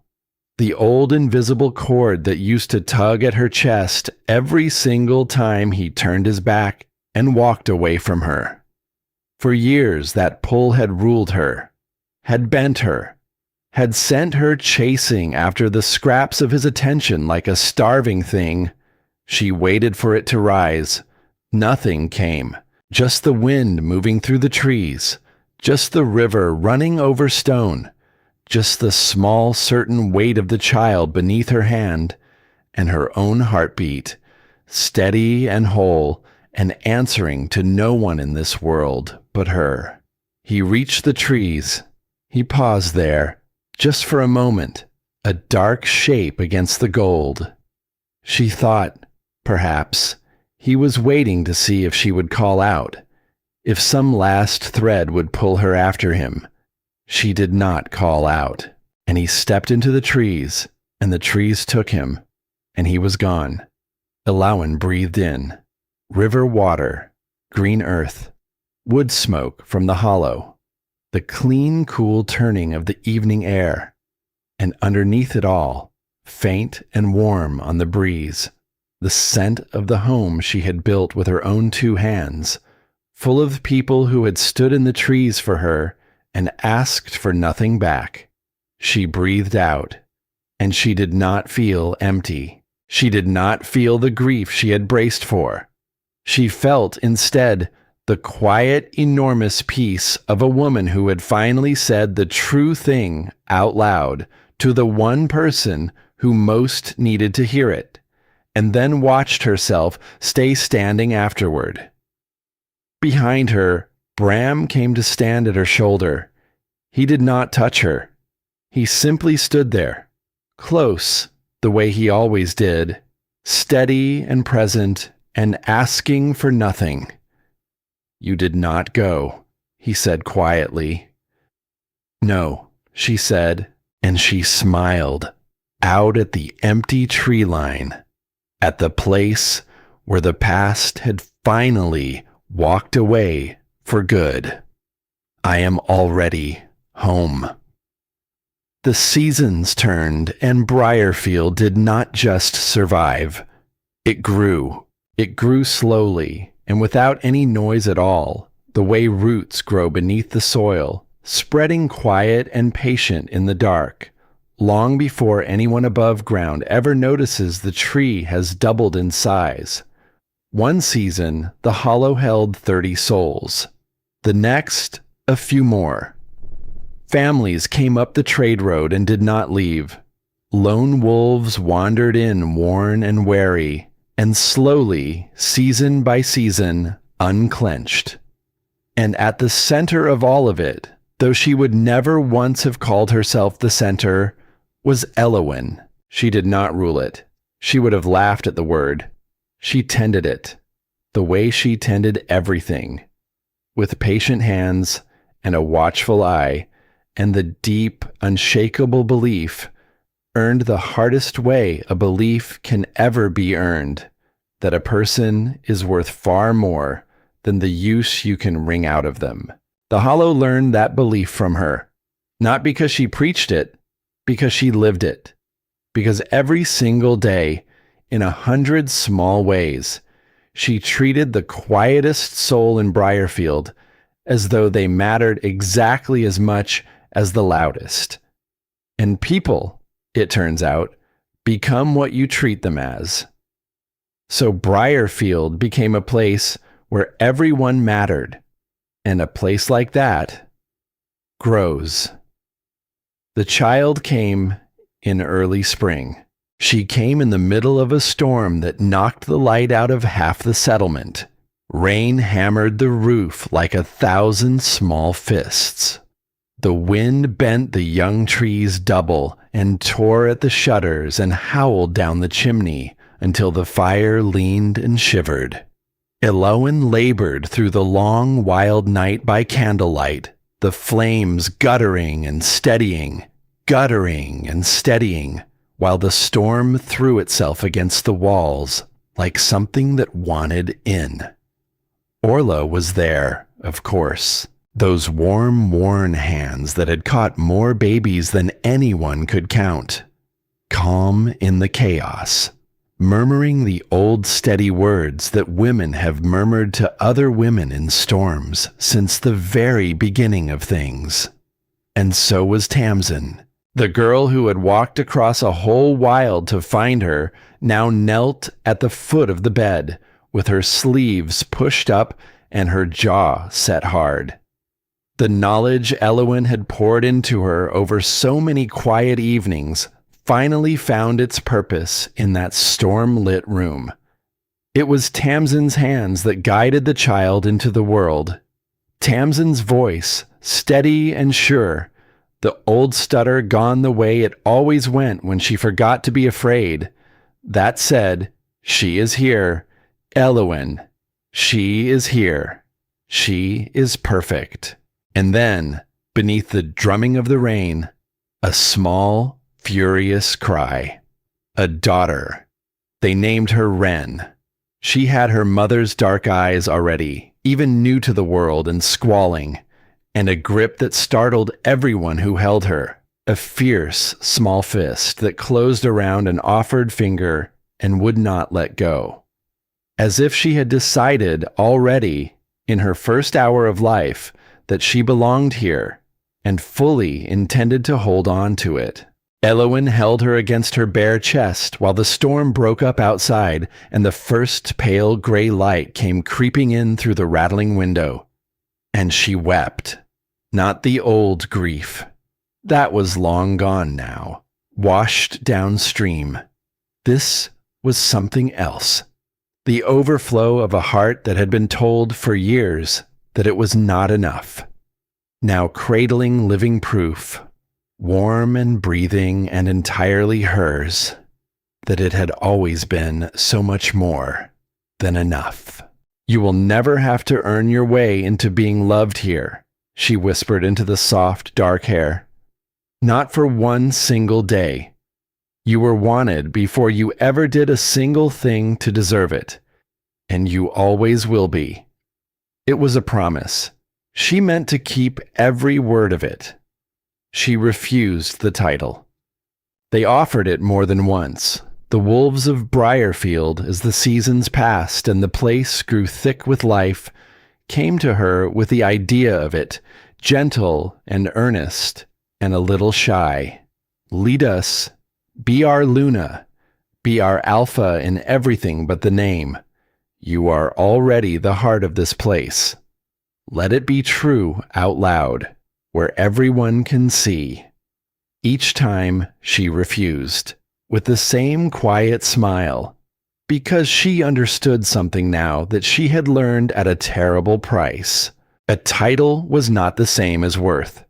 She had spent years believing that if she could only earn the right name, the mark, the place at the high table, then she would finally be safe, finally be seen, finally be enough. And she had learned in the cold, in the end, that none of those things had ever once been the point. The point was simpler and so much harder. So she did a thing that was harder than leading. She taught. She taught the way she had always taught, in the margins, in the quiet, in the patient, repeated work of showing rather than telling. But there was one thing she did differently now. One thing she had carried out of the ashes of her old life and refused to ever repeat. She did not make herself the only one who knew. That was the old trap, the one that had nearly destroyed her. Make yourself indispensable. Make yourself the single thread the whole cloth hangs from. Keep the knowledge in your own hands and your own memory where no one else can reach it, and call that love, and call that duty, and bleed for it quietly until there is nothing left of you at all. She would never do that again. So she wrote things down, all of it. The ratios she had once kept only in her head, the remedies that had died with her departure from the old pack, leaving a man to bleed out from a wound she could have closed in an afternoon. She made copies. She made students. She built a thing that could survive without her, on purpose, because she knew now, in her bones, what happens to a place built to depend on one person who is never allowed to fall. She taught them to take care of one another, so that no single soul in Briarfield would ever again become the only one holding everything up, so that no one ever again would become invisible by being indispensable. That was the lesson she had bought with years of her own life, and she gave it away for free to anyone who would take it, because that was the only way to make sure the price she had paid would mean something. The young wolf's name was Finn. He had come to her young and angry and uncertain, the way young wolves so often do, all sharp edges and wounded pride, and over the seasons she had poured patience into him the way she poured it into everyone, not shaping him into what she wanted him to be, helping him find what he already was underneath all the noise. And on a cool, bright morning, when a border dispute flared up with a neighboring pack, young wolves on both sides posturing and snapping and looking for a reason to bleed, Elowen stood on the step of the healer's cottage and watched Finn walk out to meet them. She did not go with him. That was the entire point. The old Elowen, the Hollowmere Elowen, would have rushed out to fix it herself, would have made herself the one who solved it, the one they needed, the one without whom nothing held. She would have done it out of fear dressed up as duty, and she would have taught them all over again that they could not manage without her. She did not move from the step. She watched Finn cross the open ground, shoulders back, voice even. He did not threaten. He did not posture. He did the thing she had spent seasons quietly showing him how to do. He offered the angry young strangers water. He asked them to sit. He listened to what they actually wanted underneath all the snarling and the show, and within the hour, he had talked his way into a shared hunting corridor that left both packs better off than any fight ever could have. When he walked back, flushed and bright-eyed with it, he glanced up at her on the step. She gave him a single nod. That was all. He grinned like he had won a war. Maybe he had. The quiet kind. The kind that does not leave bodies cooling in the dirt and widows weeping in doorways. The kind hollow mirror, for all its golden halls and ceremonial leather and roaring chants, had never once managed to win. And Eowyn, watching him go, felt something settle deep and warm in her chest. This was the work, not being needed, making herself unnecessary, one strong young soul at a time, pouring herself into others not so they would depend on her, but so that one day they would not need her at all. There was no better thing a person could possibly leave behind in this world. No truer measure of love than that. Thorn came on the first day of every month. He never came unannounced. He always waited at the border until someone went out to bring him in. He had learned, somewhere on the long road of these visits, that he did not get to simply walk into her life whenever he chose. That access here was a thing granted, never taken. It had cost him a great deal to learn that, more than he would ever say. But he had learned it. The first visits were stiff, careful. Two people navigating the wreckage of what they had been, trying to find some new shape that did not cut them both open on the broken edges. There were silences that ran too long. There were words that started and faltered and died. There were whole visits where he simply held the child and barely spoke at all, just watched her small face with a kind of bewildered grief, as though he were only now beginning to understand the true size of what he had so nearly thrown into the dark forever. But time wore the sharpest edges down. It does that when you let it. When both people are honestly trying, in their clumsy human way, to be better than they were before.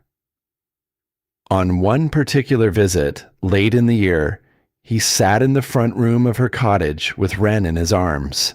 The child was older now, sturdy, curious about everything. She grabbed at his collar with a fat, determined fist and studied his face with her mother's dark, serious eyes. And Thorn held her the way a man holds something made of glass and candlelight, terrified and tender all at once. Eowyn set tea on the table between them. They had reached a place, the two of them, where tea was possible, where the same room was possible, where the air did not crackle with everything unsaid. It had taken time, and it had taken her holding a taken work.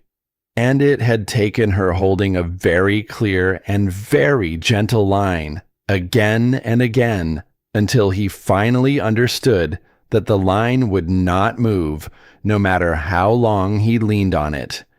He looked out the window, at the settlement spread across the hollow below. Wolves building, hauling, laughing, training together in the yard. A knot of children chasing each other in shrieking circles around the meal hall. Two old wolves arguing cheerfully beneath a broad oak about something that did not matter at all and never would. He looked at all of it for a long, long moment, and something moved across his weathered face that Eowyn had never once seen there in all the years she had loved him. It was understanding. "You built something real here," he said quietly. "They built it," she said. "I just refused to let anyone tear it down." He looked down at his daughter in his arms, then up at her mother across the small table. His jaw worked like a man hauling something heavy up from a deep, dark place inside himself. And then he said it, plainly, without performance, without the old reflexive need to make himself the center of the moment. "You were never invisible," he said. "I was blind." Elowen held his gaze. She did not flinch. She did not soften into the old version of herself, the one who would have wept with relief at those words, who would have taken them as a wound finally healed, a debt finally settled, a door creaking back open after all these years. That woman was gone. She had stayed behind on the far side of a shallow stream a long, long time ago. She just nodded. "I know," she said, and that, it turned out, was enough. For both of them, he had needed to say it. She had needed once, long ago, in another life, to hear it. The words arrived years too late to change a single thing between them, but they were true. And she had learned that sometimes a true thing, spoken late, is still worth the speaking. Not because it mends what is broken, because it honors what was real. He did not stay long. He never did. When he left, he walked a little slower than he used to, a little smaller. And Elowen did not go to the window to watch him go. She picked up her daughter, pressed a kiss to the dark crown of her head, breathed in the warm milk and skin smell of her, and went back to her work. The wolves had been leaving Hollowmere for a long time. It happened in a trickle, never a flood. One family here, a lone wolf there. They came up the trade road and into the hollow, not because Elowen had ever called them, she never called anyone, but because word travels on the wind, the way it always has. And the word that traveled was this: there is a place out east where your worth is not measured by your bloodline, where being useful matters more than being powerful, where a quiet soul who knows how to close a wound is held in higher honor than a loud one who knows only how to open them, where no one becomes invisible by being indispensable, because the whole place was built, deliberately, brick by patient brick, so that everyone carries a little, and no one is ever made to carry it all alone. People will walk a very long way for a place like that. People will walk across a whole wild for the simple chance to be seen. Hollowmere still stood. Thorn still led it. But it was leaner now, quieter. The Golden Hall did not roar the way it once had. And the wolves who remained had chosen to stay, which meant Thorn could no longer take a single one of them for granted, not for a single day. He had to earn them now, over and over. Every morning, he was learning how, slowly, painfully, the way all real learning happens, in the body, through failure, one humbling lesson at a time. He had learned to say a healer's name out loud, in a full hall where everyone could hear it. He had learned to ask his people whether they were tired before he asked them for more. He had learned, far too late to save what he had thrown away, the one thing Elowen could have taught him for free, if he had ever once thought to sit down and listen, that the people who hold everything together quietly, who ask for nothing and give everything, who become the invisible foundation a whole world rests upon, are the most precious thing a leader will ever be given, and the easiest thing in all the world to lose. He thought about her every day, not with longing now. The longing had burned itself out, along with whatever in him had once been able to bind a life to another.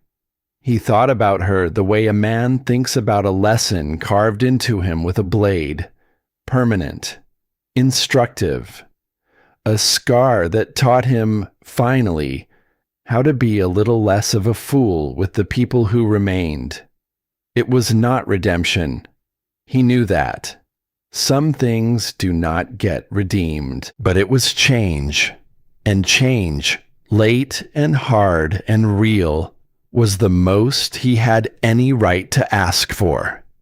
On a warm gold evening, late in the year, Tamsin found Elowyn in the herb garden behind the cottage. The girl was not a girl anymore. She had grown into herself, sure-handed and steady, a healer in her own right now, her fingers stained green from the work she had taken to, as though she had been born for nothing else. She sat down on the low stone wall beside Elowyn and watched the sun bleed copper across the hollow. "Can I ask you something?" Tamsin said. "Always. Do you ever regret it?" She turned a sprig of dried lavender between her stained fingers. "Leaving. Everything that happened after. The man who died back there. The pack falling apart. Do you ever lie awake and regret walking away that night?" Elowyn was quiet for a while. She turned the question over carefully. Not because she did not know the answer, because she wanted to give it to the girl, whole and true, and in the right words, the way you hand someone a thing you mean them to keep. The light was going soft and warm across the valley. Somewhere behind them a fiddle started up, badly, and someone laughed and told the player exactly how bad it was, and the player laughed too, and kept right on playing anyway. "I regret that I waited," Elowyn said finally. Tamsin turned to look at her. "I regret all those years I spent hoping someone else would show me what I was worth," she said. "I wasted so much time looking for my own reflection in another person's eyes, waiting to be chosen so that I could finally let myself believe I was worth choosing. That is the thing I regret. The waiting. The years I handed away to a man who was never going to give me back what I was looking for, because he never had it to give. It was mine the whole time. I just did not know it yet." She let the sprig of lavender fall from her fingers into the dark, turned soil. "The leaving," she said. "The night I crossed that stream and walked into the dark, not knowing if I would survive it. The moment I stopped waiting and chose, finally, to show myself." She shook her head slowly. "No, that I will never regret.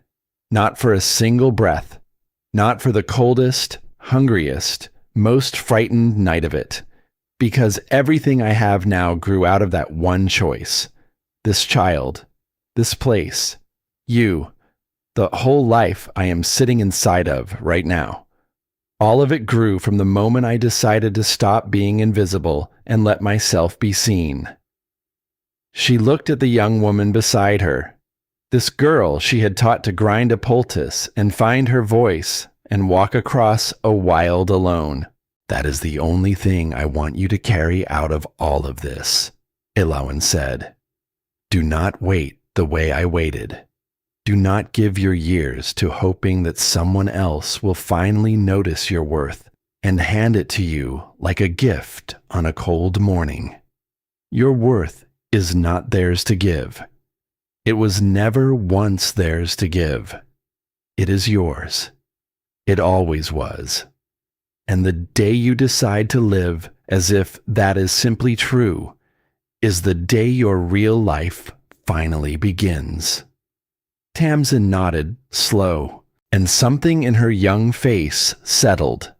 Like a question she had been carrying a very long time had finally, gently, found its rest.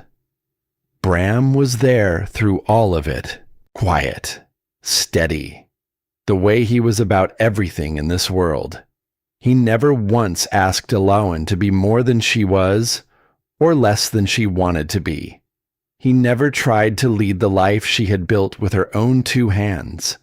He simply stood beside it, and beside her, An old gray wolf who had learned, long ago and the hard way, that the truest love does not grip. It holds, open-handed, always ready to let go, and choosing, every single day, not to. They never marked each other. They did not need to. After everything she had survived, Eowyn had no use left for a claim set in teeth and ceremony and the eyes of a watching hall. What the two of them had was quieter than that, and far, far stronger. It was the daily choosing, the evening on the cold stone step. The hand that caught her elbow before his mind had even finished forming the thought. The man who breathed her in like she was the air he had spent his whole long life missing, and who never once, not even in passing, wished her smaller so that he could feel larger. He loved her child as his own. Wren toddled after him through the gardens on fat, unsteady legs, learning the names of the plants in his low, rough, patient voice. And he carried her high on his shoulders and pretended to grumble about the weight of her, and would have torn the whole world to pieces with his bare hands before he ever let her fall. It was not the love Eowyn had once believed she wanted all those years ago in the Golden Hall. It was the love she had needed all along and never once been offered, until she walked far enough into the dark to find it waiting on a quiet stone step at the edge of the world. On the last warm evening before winter truly closed its fist around the hollow, Eowyn walked to the edge of Briarfield's territory, with Wren bundled warm against her chest. The sky was turning violet over the ridge. Behind her, the settlement hummed with life. Firelight glowed gold in the windows. Laughter carried on the cooling breeze, and the smell of bread baking somewhere drifted out into the deepening dusk, and that same fiddle was still going, still bad, still impossibly happy. Somewhere a child was being called in for the night. Somewhere the two old wolves were still arguing under their oak, content to argue forever. It was the sound of a place that was whole. A place that did not need any one person to bleed for it. A place built, deliberately, so that everyone held a little, and no one was ever crushed beneath the weight of holding it all. She stood at the boundary where the woods began and the world she had made ended, and the old world started, somewhere far on the other side of the dark trees, somewhere west, beyond the reach of the firelight. She was not waiting for anyone. That was the thing she let herself feel, standing there in the last of the light. There was no one out in that dark she was hoping might appear. No turned back she was watching, holding her breath, waiting for it to finally turn around. No invisible cord pulling at her chest, dragging her west, toward a man and a hall and a life that had told her, over and over and over, season after season, that she was not quite enough. There was nothing out there in the dark that she wanted. Everything she wanted was behind her, glowing warm and gold in the windows of the home she had built from nothing. Wren stirred against her chest. One small hand worked its way free of the blanket and curled around Eowyn's finger. Fierce, certain, the way it had from her very first hour in the stormlit world. And Eowyn smiled, not for anyone watching. There was no one watching. Not for any story being told about her afterward, brave or tragic or otherwise. Just for herself. Just because she was here, whole, standing in a life she had chosen with her own two hands, holding a daughter who would never, not for one single day of her whole life, have to wonder whether she was worth being seen. The wind moved soft through the trees, The last of the sun slipped quietly behind the ridge, and the violet deepened toward night. And Eowyn turned around, away from the dark and the old world and everything it had ever cost her. And she walked back home, into the warm gold light, where she had always, all along, from the very beginning, been so much more than enough.